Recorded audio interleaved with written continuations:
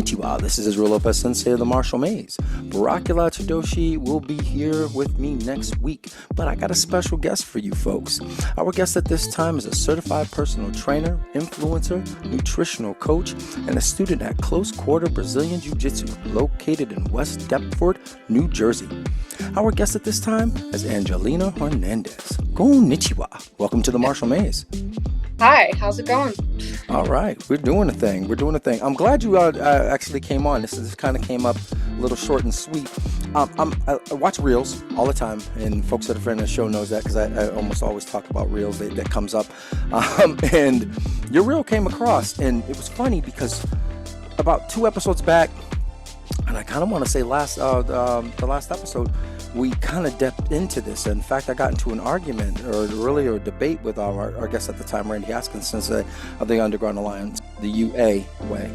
And it was basically, you were striking a chord with me because I had talked about this with a bigger guy. We had an injury at where I train, and it was one of the bigger, I misspoke at the time. I think I said purple belts, but they're actually both blue belts. And one of the blue belts is about my size. Well, he's a little taller than me, but he weighs almost 300 pounds. And he was rolling with another blue belt that's about 160, 170 pounds. And of course, in the middle of the roll, the smaller blue belt got hurt in the process. And I talked about, well, maybe, not rolling so much with somebody who's bigger than you, bigger and stronger than you, and or being able to save yourself. And then you had 2 reels that like really literally almost came up back to back, which was kind of hilarious. One was, which if I have it correctly, it says that and you can make the correction on this. I'm probably going to get it wrong because I'm saying it kind of verbatim or kind of the way I'd like chalked it up. It says the women in jiu-jitsu class should definitely be beating up the new guys as they come in. and I understood exactly what you were talking about, even though I'm quite sure in the I think I read some of the comments, and some folks didn't really get what you were referring to. So can you want to elaborate on that a little bit for us? Yeah, so initially that was the whole thing was supposed to be a joke, but that there is some truth to it and what I believe. Like, obviously, don't go with a 300-pound guy, right? But like, if you put it on them and you actually make them work and you control them in a way where it's safe for you and you're teaching them not to spaz so much and to not freak out in certain positions, and you're actually helping them, you're advertising jujitsu for what it's supposed to be. And I also sell, so my dad owns Close Quarters, so I do a lot of the sales and the background part of it. Okay. And so I know what will drive somebody to join a gym outside of the idea that they already want to just join, right? Okay. No, who's your dad, by the way? His name's Rich Hernandez. Okay. So he's a first degree black belt, competes all the time. He's a great guy. I was basically saying, like, it's a good representation of jujitsu when, as a small woman, you can control a brand new guy, because that's the most realistic demographic you're going to get on the street, right? And it also shows them, like, oh, this sport really works because this small girl who has a significant strength or size difference than me can still control me and hold me in a way where she can make me go to sleep like this. So that was basically what I was going into. And I've been doing this sport since I was 8. So a lot of people were saying, like, oh, she must have just got her white belt, which is not true. But yeah, so I've been doing it a long time. And that's just something I noticed is, like, when the guys see that it really works when they first come in, that's what makes them really want to join. Yeah, well, I mean, I feel like sometimes there are folks that will try their hardest to move the goalpost, and I always say, like, you got to take it for what it is inside inside a dojo. There was this police officer woman, small frame woman, and of course I hold a black belt in judo. You know what I'm saying? Well, I hold a 3rd degree black belt in judo, and I was really concerned because we start everything from stand up. The first time I ever worked out with her, I said, are you okay with falling? And she instantly does. I think she did the idiot sweep.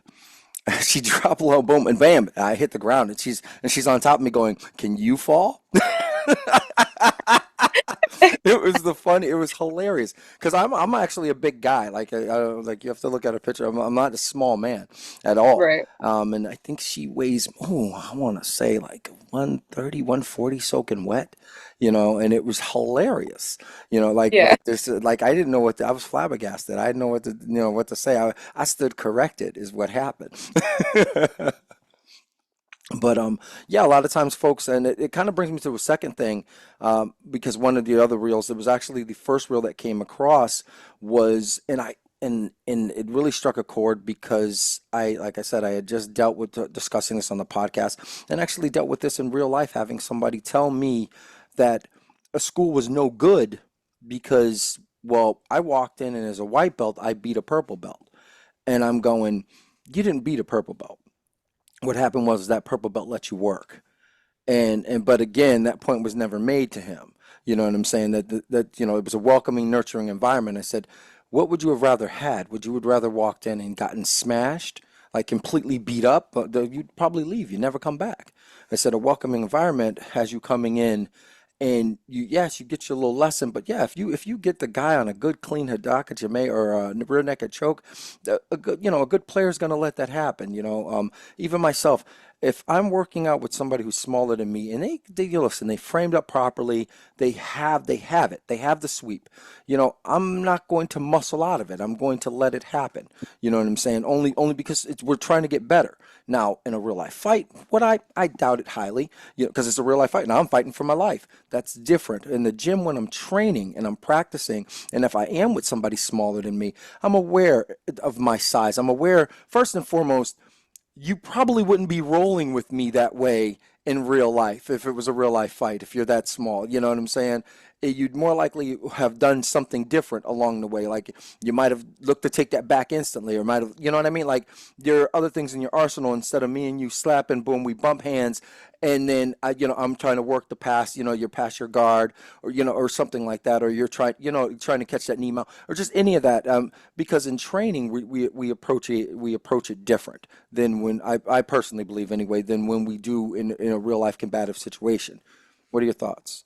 I agree. So the whole point of doing it slower in practice is so that we practice it and we know that what we can do in a real life situation, but it's definitely not the same kind of pace or adrenaline going, like life threatening situation, of course. But yeah, so Yeah, no, I mean, like it sometimes I think sometimes folks get that part, they forget about that part. Meaning that the information still stays the same, like structure is still structure. You're still going to use frames. The difference is how I'm going to catch those frames. So in real life combatives, if I don't want to get punched anymore, I'm going to clinch. Like I'm just yeah, gonna clinch. And what most people miss is you trying to continue punching me is how I'm gonna catch that frame, how I'm gonna catch that sweep. Because what are you gonna do? If I clinch, if you're on top of me and I pull your body into mine and I'm holding you, what do you need to do? You need to create space. Thank God, because that's what I need. I need space in order to move. And I like that. So I clinch, you can no longer punch me. As you create the space, I create the frame, which gives me whether it either gets me a knee shield, gives me the sweep. I'm not, you understand what I'm saying? Like it's really I'm yeah. trying to articulate it really well. No, I don't. So it's the ebb and flow of everything, but done in a real situation. So like if I'm on bottom and I have my knee shields around your elbows and you're trying to free yourself, that's a perfect opportunity for me to just kick you in the face. But Yeah, because we're training, I'm not going to kick you in the face. exactly. So like, yeah, I get 100% what you're saying. And then you have folks that misinterpret this, especially when they come in the door. We talk a lot about having an open mind when you walk into a system. Why are you there? Why are you there in the first place? If you're walking in with the idea of, well, I'm gonna come in and challenge and beat up everybody in the dojo, you're already in the wrong mindset. Like it's just the silliest thing ever.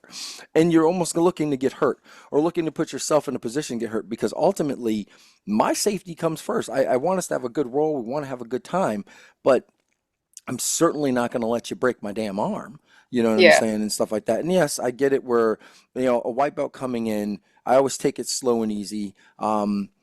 Sometimes I'm referred to as a sleeper because I have a white belt forever. Well, because I don't really train Brazilian Jiu-Jitsu. I mean, well, I do and I don't. I'm there. Gabriel lets me continue taking a class. Um, um, and the other coaches they let me get on the mat, because I'm a judoka. It's Newaza's Newaza for me. When I practice it for the application to the judo, meaning we don't have 5 minutes. I don't have 5 minutes, and if I throw you once and you land directly on your back, the match is over for me. You know what I'm saying, and stuff like that. However, it helped me clean up a lot of bad habits that I had. I'd throw in such a way where you had my back. Yeah, Yeah. I got that half point, but now I'm in your Hidaka Jame. Now I'm in your rear naked choke. Oh boy. You know what I'm saying? Like, all right, how do I address this? How do I abandon? Do I abandon that throw and Mhm. never use it again? Or do I, you know, modify and continuously practice it to get better at it so that I'm not making that mistake, so I'm not coming in improperly, so it helped me clean up a lot of bad habits, and then it translates well to real life fighting. Look, I always say that for us, our first action or combinations of should have the ability to neutralize the perceived threat. I mean, Randy Haskins Sensei really articulates that the best when he says that, because there's a lot more that goes with that. I'm always by the old school jujitsu mandate, which was by lethal means, meaning I take you out completely, which really doesn't feng shui well in a civilized society because I will be in jail. And that's not good well, because good self-protection is living my life in such a way where violence misses me. Self-defense is my intervention. That's when we're physically doing a thing. Well, it's Right. not good self-protection if I end up in jail. You know what I'm saying? Yeah. Yeah, I won the fight, but now I got a whole lot of fights for the Yeah. next 20 years. You know, good luck to me. And I don't want to be in that environment ever. So circling back, so you begin training at 8 years old and stuff like that. Now you've competed. I mean, there's tons of reels of you actually competing and stuff like that. And yeah, so how's that working for you? It's going pretty good.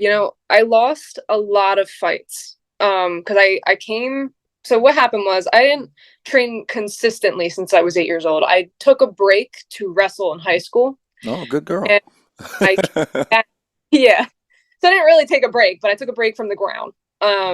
And I came back to jujitsu. I started competing. So my first, let me backtrack. So when I first came back to jujitsu, I was going like 1 day a week, and during this time, it was just to help out, whatever. I wasn't really super into it anymore. Like at this Mm, point, I went through a big phase in my teenage years. I didn't want to do it anymore, and then I did wrestling, came back, and then about like I want to say 6 months into going 1 day a week, my dad was like, "Hey, there's this Fury fight. Do you know Fury grappling?" yes. Yeah. So there was this Fury fight, and there's this girl Amanda Maza, and everybody's too scared to fight her. She can't find an opponent. So he was like, "Do you want to do it?" It was like 2 weeks before this fight, and I was like, "You know what? Sure, why not?" Because I didn't know at the time like how big of a deal this thing was. Like it was going to be on UFC Fight Pass and all this stuff. I thought this was like a regular underground super fight somewhere. Like, so I went on, and I quickly realized like when they were taking pictures of me and we were doing face offs and like official weigh-ins and all this stuff, I was like, "Uh-oh, what did I get myself into?" And it was like 2 weeks before the fight I accepted this, so I had no time to train. I was not prepared for this. Konnichiwa. I'm Israel Lopez Sensei of the Martial Maze. Right now, you might be asking yourself, what is the Martial Maze? Well, I'm here to tell you. The Martial Maze is a martial arts podcast that deals with the complexities and pitfalls that one encounters when navigating the field of study that is martial arts. These discussions are from the points of view of actual martial artists, and we cover it all, with the occasional special guest, who of course are masters in their fields of study. From the president of the United States Judo Association to karate and kung fu royalty. Myself and Barakulat Shidoshi have over 40 plus years of martial experience. So please join us as we make our way through the martial maze. New episodes drop weekly, wherever you listen to your favorite podcast.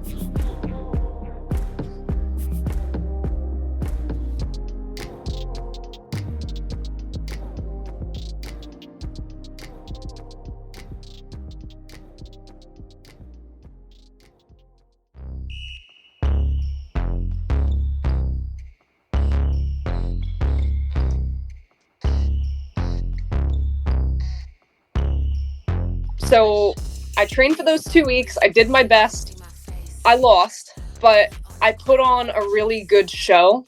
Okay. And, like this girl had been training for like 4 years consistently before this. So I feel like, I put on good enough of a show where it kind of reignited a spark in me. And I was like, there's a chance. And so after that, I took a bunch of other super fights and I started training like crazy. And I lost a lot because the cognitive dissonance from where I thought I was to where I actually was at that time was a pretty big gap because of how long I had been training and how long I had been out of the sport, like out of the loop a little bit, and how much these girls were actually putting in the work. I thought I was putting in the work and I wasn't. So I started upping my training 6 days a week, 8 times a week, twice a day sometimes, strength and conditioning, all this stuff. Finally, I start pulling out some wins. So I lost about 5 super fights before this. Okay. And then I finally went to one super fight at Place of Peace, which is another place in Jersey, and I won. And it was against this really good girl, and I was like, I had no idea who she was, but I like looked her up, and she was like leg locking everybody in the whole entire place. And that gave me kind of like a confidence boost a little bit, because I was like, okay, I know where I'm at now. So now, fast forward, I'm training a lot, I'm competing a lot. Now I'm winning about as much as I lost. And not that the wins and losses necessarily matter, but it shows me, where I'm at. And I started also teaching a lot more. I teach the kids classes and a self-defense women's program at my gym. So that helps a lot too. Just understanding the technique and being able to break it down in your own head. And then, YouTube videos, all the works. So Okay. Yeah. No, I'm digging that. 100%.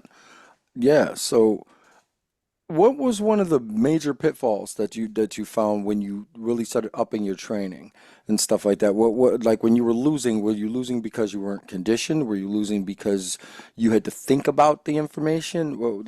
Just help us out real quick. Help me I understand a little better. I think a lot of it was nerves. Like I wasn't prepared for the mental aspect of it as much as I thought I was. When I was a kid and I competed, it was a lot different because I was so in my head all the time and I had no idea where I was half the time. Okay. So when I would go out in a competition, I was like, okay, this is jujitsu, whatever. But now, like when I went out there for arena, I went on arena grappling, and that Hmm. one was kind of a pretty big wake up call for me because I went to Naga the week before, and I faced the same girl, and I got caught in her half guard. I couldn't get out.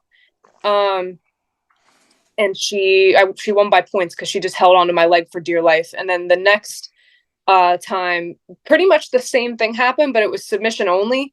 She got me in a Kimura eventually. I reached back and I started realizing like I'm getting caught with the same submission every single time. So obviously I need to think more, and I'm getting caught on my basic mistakes. Like I'm getting these girls to the ground, I'm smushing them, I'm not having a hard time with them. My conditioning's good, my technique is good. What's the problem? So Mm. I realized like I was getting caught on my basic mistakes and I needed to work my fundamentals a lot more. And on top of that, it was the mental aspect getting me because I was so anxious and so nervous that I wasn't really thinking about what I was doing. Yeah, okay, that makes sense. I mean, even myself, there's been times when in contests that we're actually trying to fix now because I'm fighting soon. And one of the things is that getting caught in a certain position over and over again, no matter who it is. So my big issue was getting caught in a cross grip because once that grip has been established, there's really nothing I can do. I need to face plant instantly or try to break the grip. Face Mhm. plant, land in the prone position simply so that you don't get the throw off.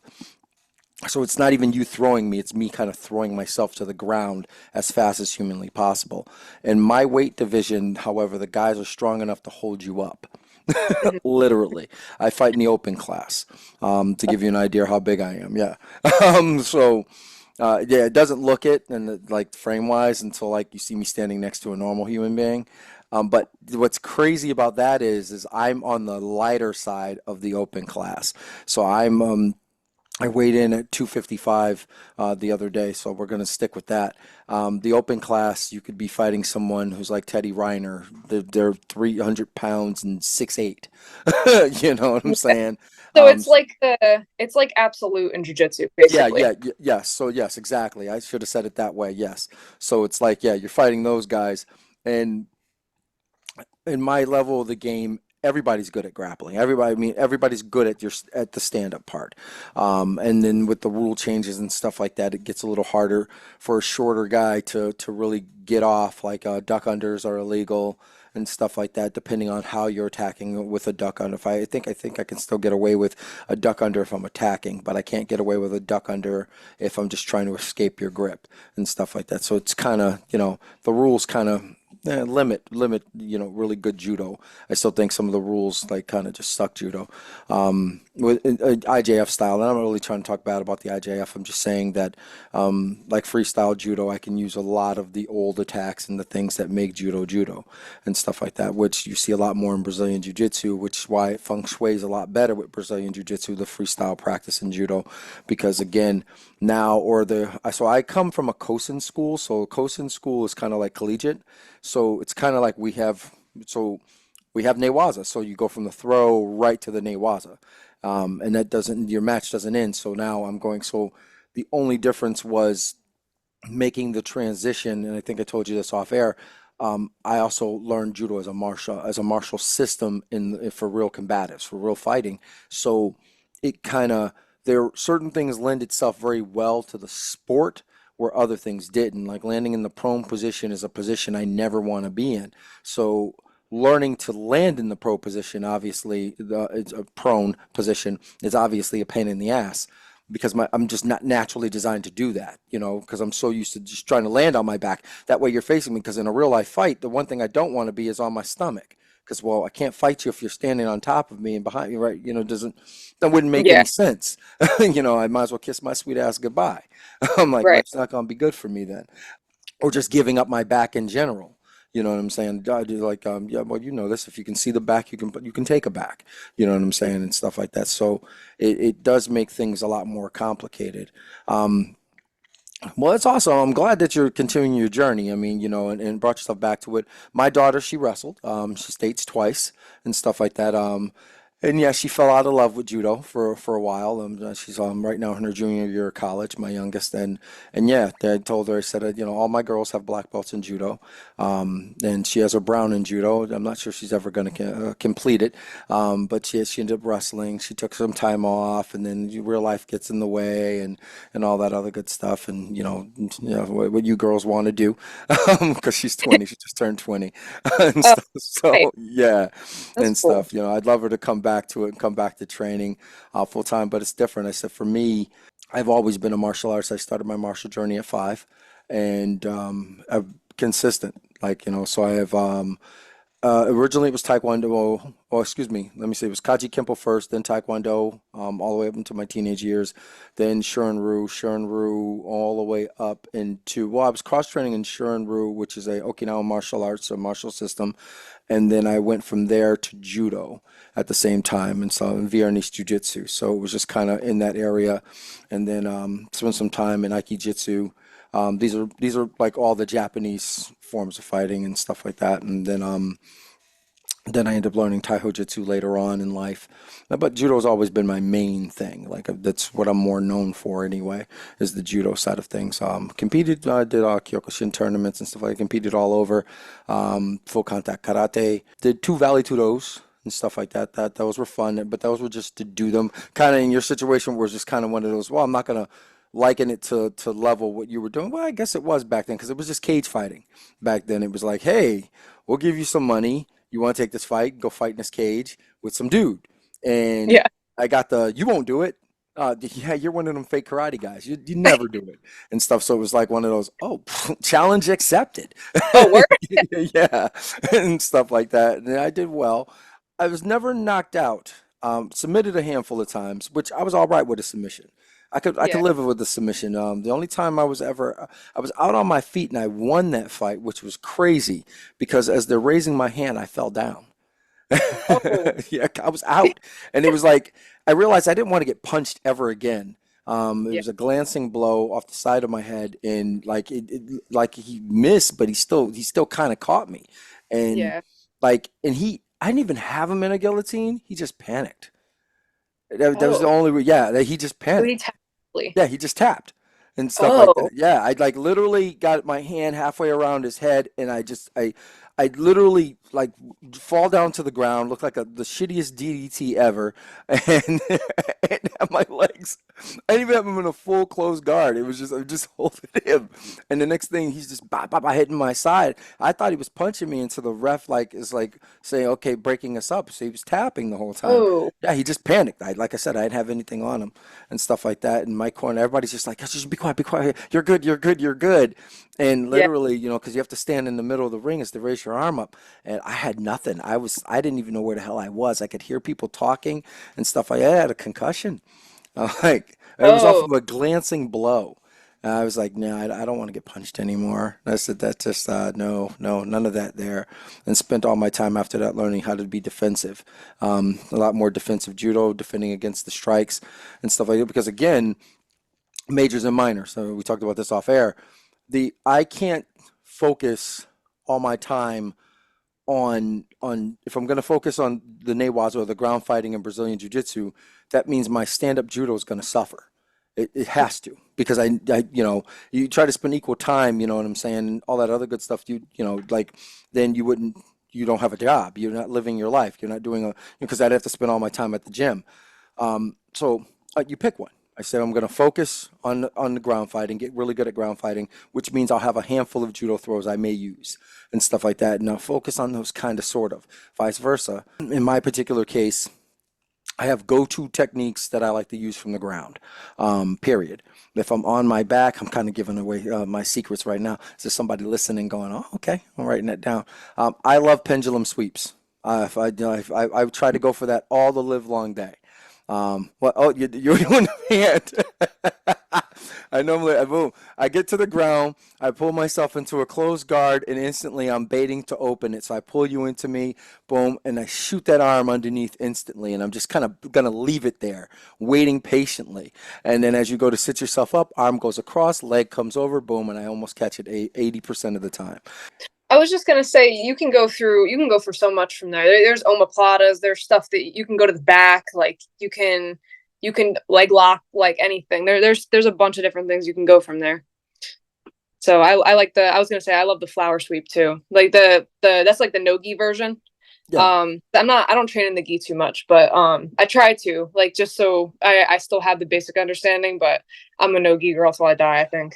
Well, you know what? I feel like if you're training for no gi all the time, the only difference I would tell you between gi on and gi-less is my hand speed's faster and stuff like that. I have to have faster hands, because if I grab your arm and we're both sweating, you're going to be able to pull that arm out and stuff like that. And a lot of it was from the wrestling and stuff like that. Really, when wrestling, you get your grip, but you're not staying there all day. If I grab a wrist, I'm going to either push it across.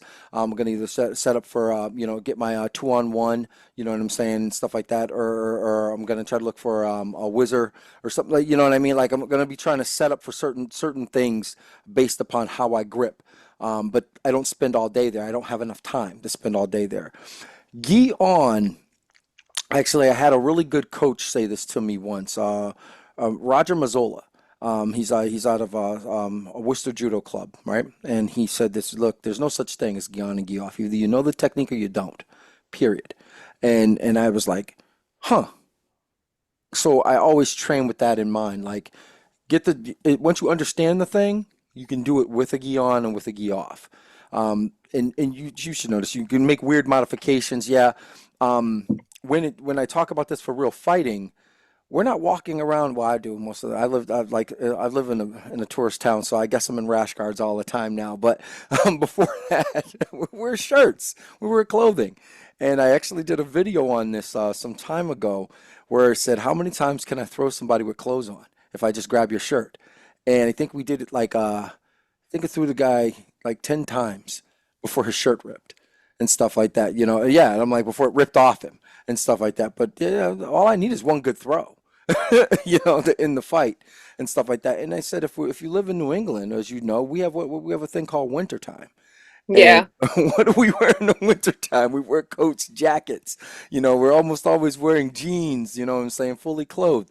And they said, well, understanding how to manipulate the clothing is just as important, in a pinch that, than doing it without if a person was not wearing any of that stuff. So, I'm always on the ropes with that.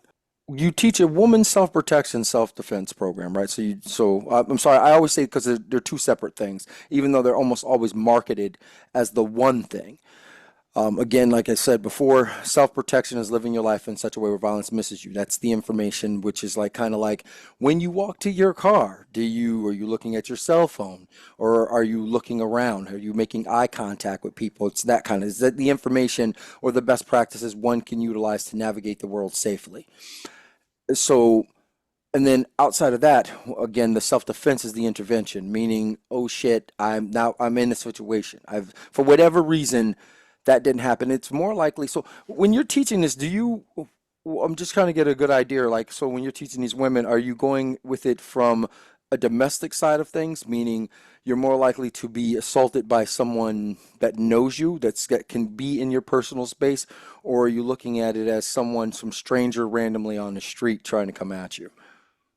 So I train for both situations, but typically the domestic side of it I find is more catered towards jujitsu because you're not gonna have typically you're not I mean, I shouldn't say that. Like you might get punched by your partner, but if you're getting assaulted by like a domestic situation, most of the time they're not going to be punching you. They're just going to be holding you down or choking you or something along those lines. Um, and that's also a situation like where I've personally experienced. So it's just something that hits closer to home for me. Hmm. But as far as like an attacker on the street, I do some striking work. I mix it up in there. So Okay. I do where people are trying to pick you up and carry you off in Target, or they are coming swinging at you in a bar, or somebody grabs your hair or something like that, where you get into a regular fight. And then I'll go over a domestic part of it. It just depends on the day, but I kind Okay, of no, go. but I'm digging that. One of the things that's always been a pet peeve of mine is when I went to one, and again, I don't like to throw out names because it's just not fair, because that person isn't here to defend themselves or any of that kind of stuff. But I had gone to so I teach a program, I teach actually a course on this, and it took some time. It took some time to develop the course. Actually, did an interview with a guy by the name of Matt Larson. He was the father of modern Army combatives, and he said during the interview that the reason why certain things didn't work for the military was because it didn't fit the culture of the military. And I took that and reflected on what he was saying. So when they ended up changing everything to what it is now, it fits the culture of the military, which is why guys train it, or just all the guys in the army, they learn it, or guys and gals, the people learn it. I got to get used to saying it that way because that's a better way of saying it. Um, Yeah.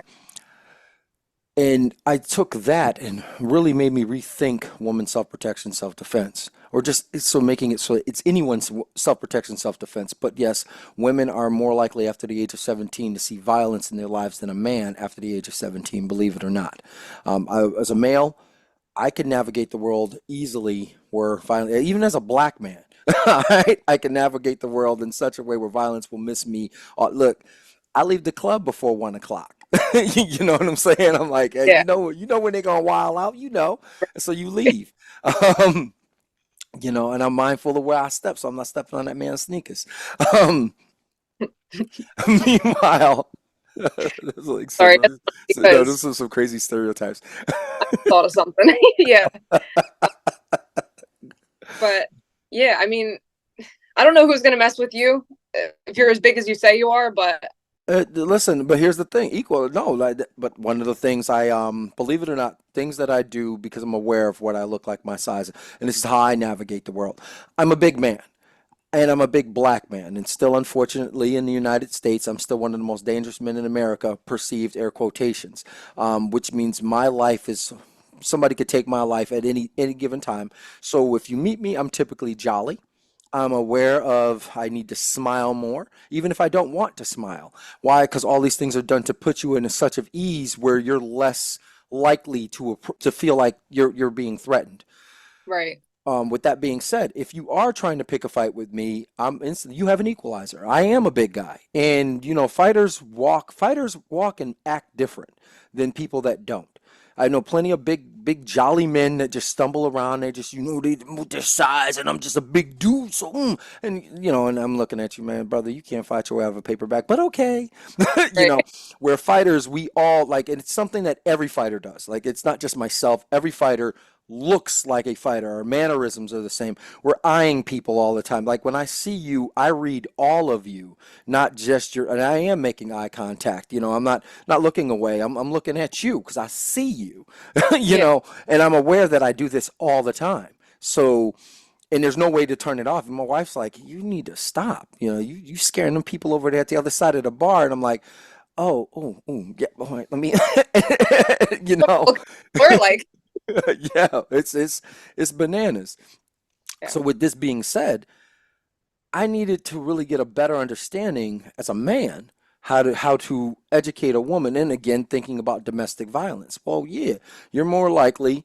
And in fact, my program, one of the pitcher.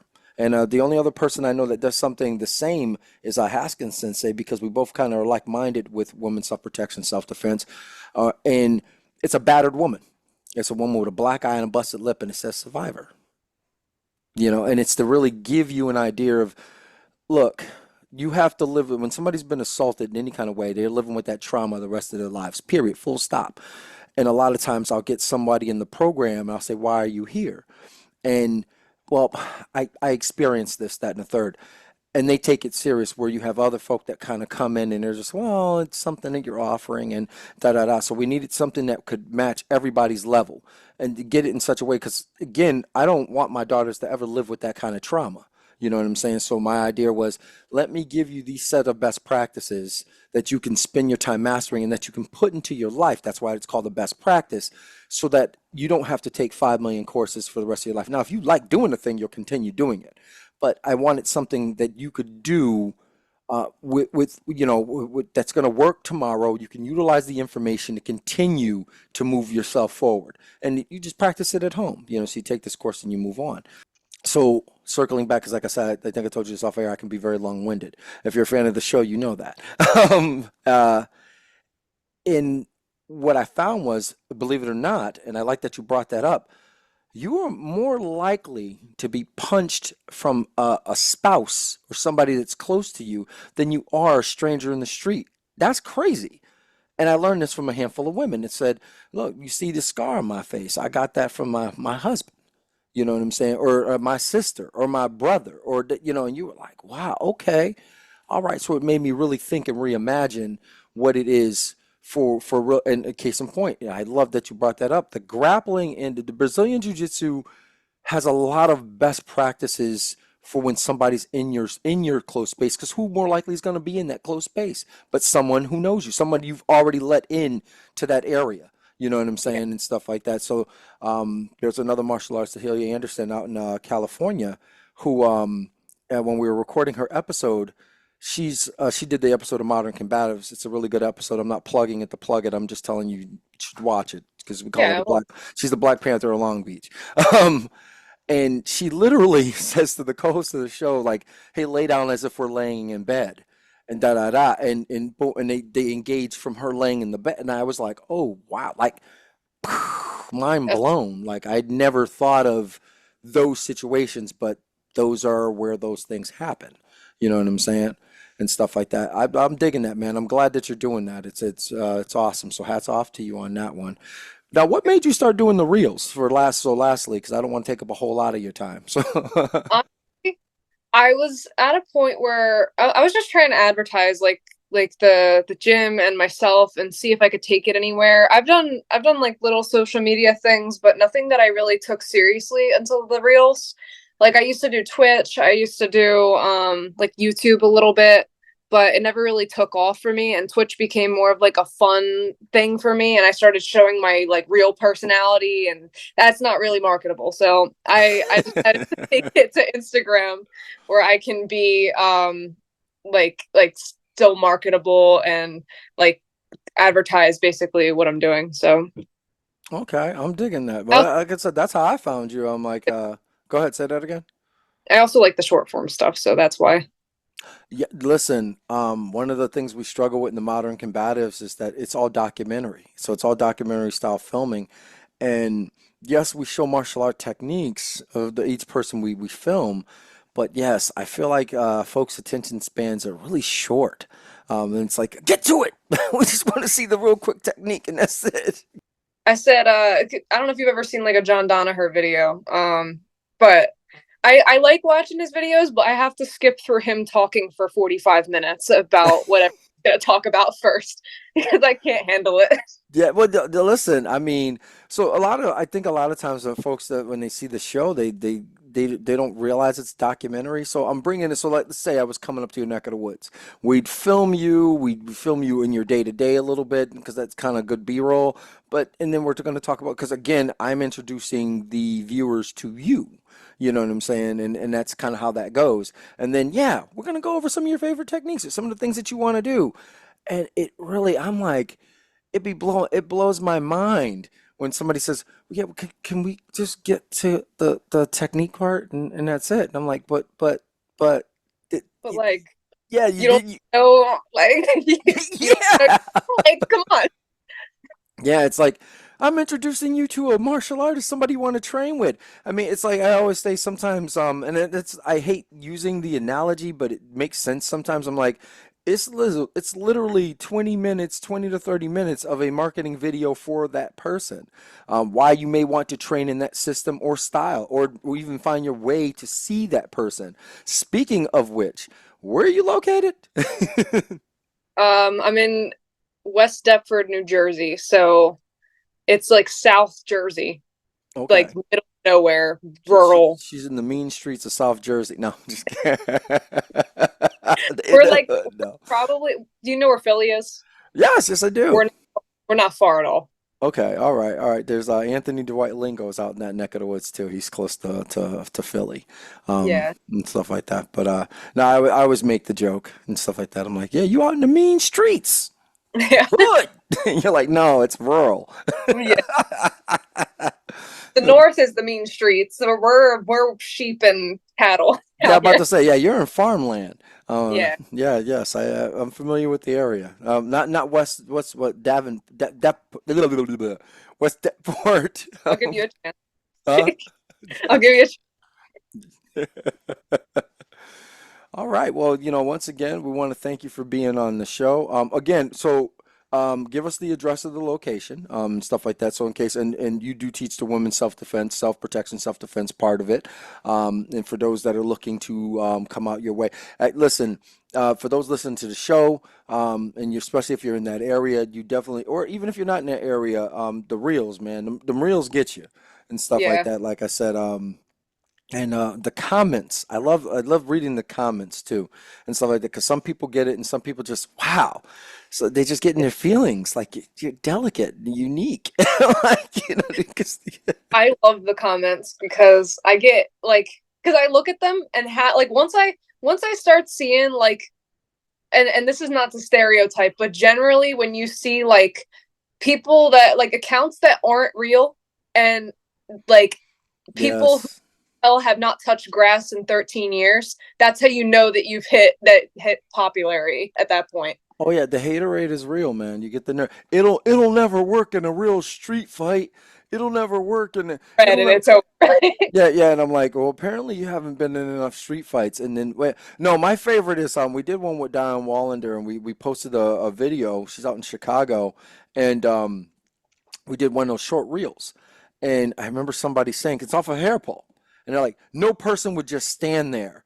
And da da da. And I'm like, no, it works. So she gets a sonic cue, which is just a wrist entanglement, where it allows you when your arm is twisted in that position, where the person can either move in one or two directions in either direction is going to break their wrist. So it allows you, until I release you, you have a choice to make. You could have your wrist broken, and which some people have opted for the wrist breaking. More power to them. But I'm like, but typically, boom, that's when you see a good person, boom, it's called sankyu, or sometimes referred to as sankujo. But you, boom, and the arm is twisted. The folks that can't see it at home, I invert the wrist, I twist it up, and it's painful. And keep somebody at a 10. And most folks say, well, you can't get that in real life. I've done it a handful of times in real life. I've done it when I bounced at nightclubs and stuff, because the person grabs me. As soon as you grab me, I have it. Yeah, Yeah. it's just, as soon as you lay hands, I just have it every time. And it allows, well, Haskin Sensei has a version of it where he can hit you uncontestedly, meaning you can't hit him back, but he can just beat the shit out of you while he's holding that one arm. And he's not a big man. I'd love to say he's a big man, but he's not. He's not a big man.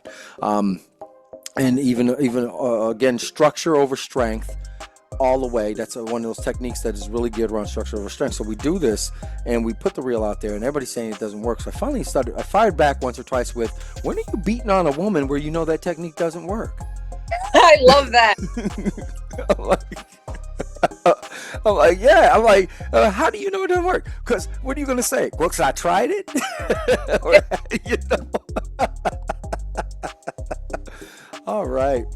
With that being said, I want to thank our guest that was on the show. That's Angelina Hernandez from New Jersey. Let me see if I'm saying it correct. Close quarters Brazilian Jiu-Jitsu. And if you're in the area, you definitely want to shine through. Again, if the ladies that listen to the show, if you're in that area, you definitely want to pay her a visit. She's good at what she does. You can catch her reels all over Instagram and stuff like that. And again, I'm your host, Israel Lopez Sensei, and you've been listening to The Martial Maze.